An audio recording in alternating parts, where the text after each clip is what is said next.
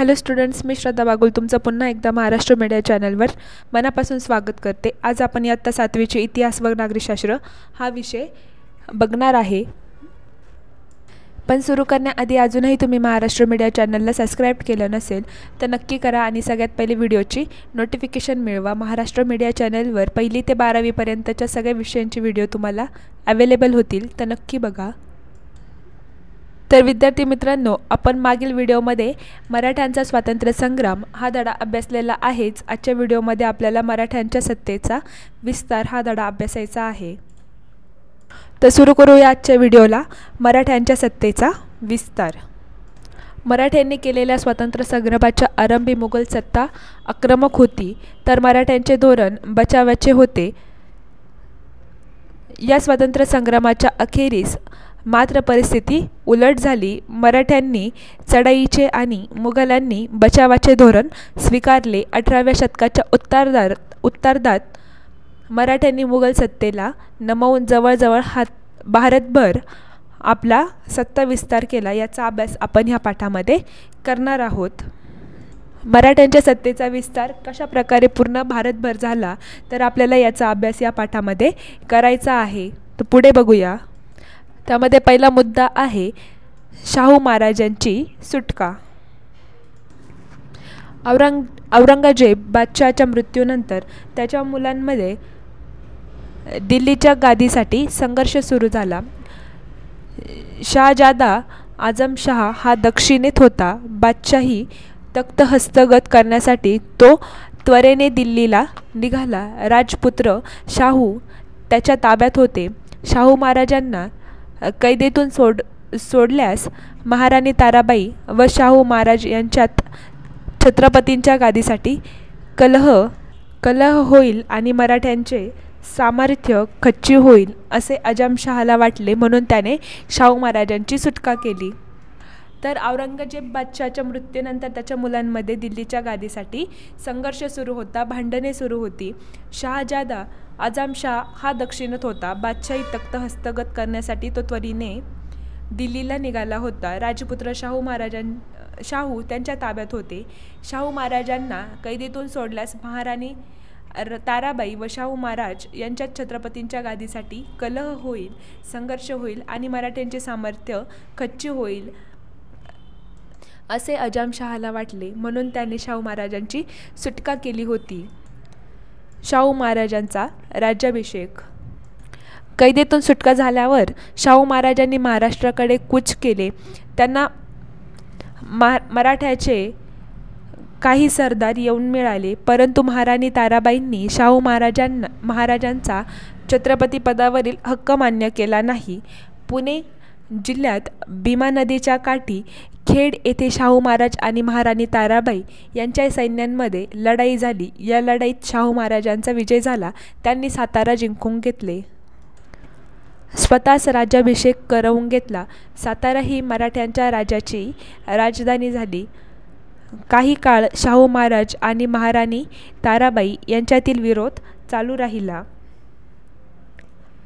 इसवी सन 1710 मध्ये महाराणी ताराबाईंनी पन्हाळगडावर आपला अल्पवयीन मुलगा शिवाजी दुसरा यास छत्रपती म्हणून घोषित केले। तेव्हापासून मराठेशाहीत साताराच्या राज्याखेरीज कोल्हापूरचे स्वतंत्र राज्य अस्तित्वात आले। शाहू महाराजांचे पूर्वायुष्य मुघलांच्या छावणीत गेल्यामुळे त्यांना मुघलांचे राजकारण जवळून पाहायला मिळाले होते। मुघलांच्या व विशेषतः उत्तर भारताच्या राजकारणामधील खाचाखोचा त्यांना समजल्या होत्या। मुघल सत्तेच्या बलस्थानांची आणि कमतरतांचीही त्यांना चांगली माहिती झाली होती। शिवाय मुघल दरबारातील प्रभावशाली व्यक्तींशी त्यांचा परिचय झाला होता।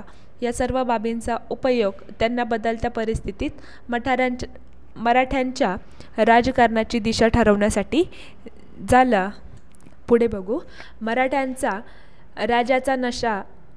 राज्याचा नाश करण्याचे पूर्वीचे औरंगजेबाचे धोरण त्याच्या वारसदारांनी आता सोडले होते। त्यामुळे आता मुघल सत्तेशी संघर्ष करण्याऐवजी तिचे रक्षक म्हणून पुढे येऊन त्याच भूमिकेतून आपल्या सत्तेचा विस्तार करायचा असे नवे राजकीय धोरण मराठ्यांनी स्वीकारले. नवे देवालय बांधल्याने जे पुण्य मिळते तेच जुन्या देवळाचा जीर्णोद्धार केल्याने मिळते, हे या धोरणाचे सूत्र होते.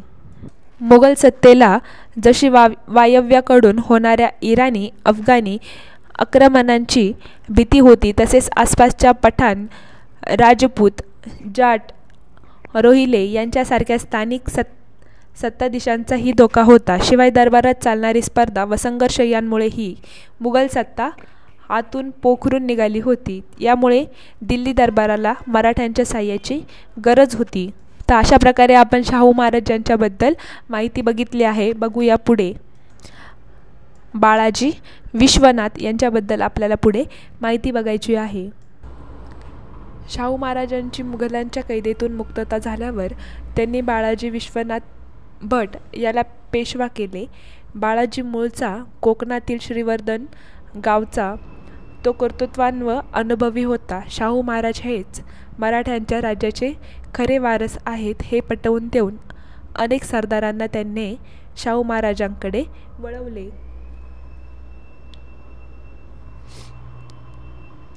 कान्होजी आंग्रे हा मराठ्यांच्या आरमाराचा प्रमुख होता. त्याने महाराणी ताराबाईंची बाजू घेतली.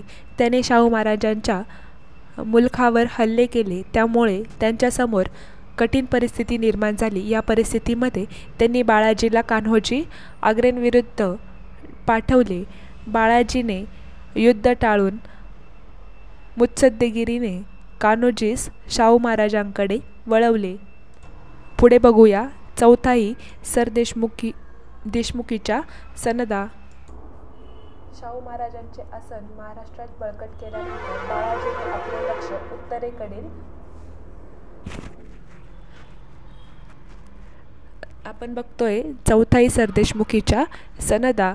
शाहू महाराजांचे आसन महाराष्ट्रात बळकट केल्यानंतर बाळाजीने आपले लक्ष उत्तरेकडील राजकारणाकडे वळवले. औरंगजेब बादशहाच्या मृत्यूनंतर दिल्ली दरबारात दुही व गोंधळ निर्माण झाला होता. तेथे सईद बंधू अब्दुल्ला, हसन व हुसेन अली यांचे वर्चस्व निर्माण झाले होते. त्यांच्या मदतीने बाळाजी इसवी सन 1719 मध्ये मुघल बादशहाकडून दख्खनच्या मुघल प्रदेशातून काही ठिकाणी चौथाई तर काही ठिकाणी सरदेशमुखी वसूल करण्याच्या सनदा मिळवल्या.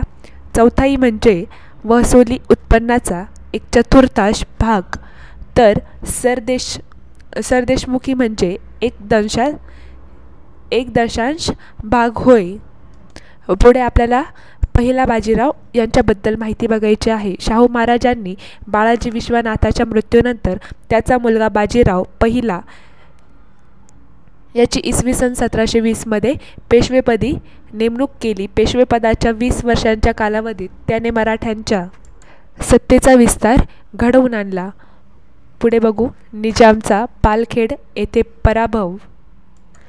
मुघल बादशहा फर्रुखसियर याने निजाम उल मुल्क याची दख्खनाचा सुभेदार म्हणून नेमणूक केली. इसवी सन 1713 मध्ये निजामाने हैदराबाद येथे आपले वेगळे अस्तित्व निर्माण करण्याचा प्रयत्न केला. बादशहाने मराठ्यांना दक्षिणेच्या मुघल सुब्यांतून चौथाई सरदेशमुखी वसूल करण्याचे अधिकार दिले होते. याला निजामाचा विरोध होता. त्याने पुणे परगण्याचा काही भाग जिंकून घेतला. बाजीरावाने निजामाला शह देण्याचे ठरवले. त्याने निजामाचा औरंगाबादजवळ पालखेड येथे पराभव केला. तेव्हा त्याने मराठ्यांचा चौथाई सरदेशमुखी वसूल करण्याचा हक्क मान्य केला. मुघल सत्ता कमकुवत झालेली असल्याने उत्तरेला सत्ता विस्तार करण्यास अधिक वाव आहे हे बाजीरावाने ओळखले होते. शाहू महाराजांनी त्यांच्या धोरणाला पाठिंबा दिला. पुढे बघूया माळवा. आजच्या मध्य प्रदेशातील माळवा हा भाग मुघलांच्या ताब्यात होता. बाजीरावाने आपला भाऊ चिमाजी आप्पा याच्या नेतृत्वाखाली मल्हारराव होळकर, राणोजी शिंदे व उदाजी पवार यांना माळव्यात पाठवले. तेथे त्यांनी आपली ठाणी मजबूत केली. पुढे बघूया बुंदेलखंड. बुंदेलखंड म्हणजे आजचा मध्य प्रदेश व उत्तर प्रदेश या प्रांतातील झाशी, पन्ना, सागर वगैरे शहरांच्या परिसरातील प्रदेश होय. बुंदेलखंडात छत्रसाल राजाने आपले स्वतंत्र राज्य स्थापन केले होते. अलाहाबादचा मुघल सुभेदार महमद खान बंगश याने बुंदेलखंडावर हल्ला केला. त्याने छत्रसालास पराभूत केले. तेव्हा छत्रसालाने बाजीरावाला मदतीची विनंती केली. बाजीराव मोठी फौज घेऊन बुंदेलखंडात गेला. त्याने बंगशाला पराभूत केले. छत्रसालाने बाजीरावाचा मोठा सन्मान केला. अशा रीतीने माळवा व बुंदेलखंड येथे मराठ्यांनी आपले वर्चस्व स्थापित केले. पुढे बघू. बाजीरावाने बादशहाकडे माळव्याच्या सुभेदारीची मागणी केली. त्यांनी ही मागणी अमान्य केली. म्हणून बाजीराव मार्च 1737 दिल्लीवर स्वारी करण्याच्या उद्देशाने दिल्लीच्या सीमेवर जाऊन धडकला. पुढे बघायचं आहे. भोपाळची लढाई. बाजीरावाच्या स्वारीमुळे बादशाह अस्वस्थ झाला. त्याने निजामाला दिल्लीच्या रक्षणासाठी बोलावून घेतले. प्रचंड फौजेनिशी निजाम बाजीरावाविरुद्ध चालून गेला. बाजीरावाने भोपाळ येथे त्याचा पराभव केला. निजामाने मराठ्यांना माळव्यांच्या सुभेदारीची सनद बादशहाकडून मिळवून देण्याचे मान्य केले. पुढे बघूया. पोर्तुगीजांचा पराभव. कोकण किनारपट्ट्यावरील वसई आणि ठाणे हे भाग पोर्तुगीजांच्या ताब्यात होते. पोर्तुगीज सत्ताधीश प्रजेवर जुलूम करत बाजीरावाने आपला भाऊ चिमाजी अप्पा यास त्याचे पारिपत्य करण्यासाठी पाठवले. त्याने ठाणे व आसपासचा प्रदेश जिंकून घेतला. त्यानंतर इसवी सन 1739 त्याने वसईच्या किल्ल्याला वेढा घातला. तो किल्ला अतिशय मजबूत होता. पोर्तुगीजांजवळ प्रभावी तोफा होत्या. तरीही चिमाजी अप्पाने चिकाटीने वेढा चालवून पोर्तुगीजांना शरण येण्यास भाग पाडले. त्यामुळे वसईचा किल्ला व पोर्तुगीजांचा बराचसा मुलूक मराठ्यांच्या ताब्यात आला. पुढे आहे बाजीरावाचा मृत्यू. इराणचा बादशाह नादिरशाह याने भारतावर स्वारी केली. तेव्हा बाजीराव शाहू महाराजांच्या आज्ञेने मोठी फौज घेऊन उत्तरेला निघाला.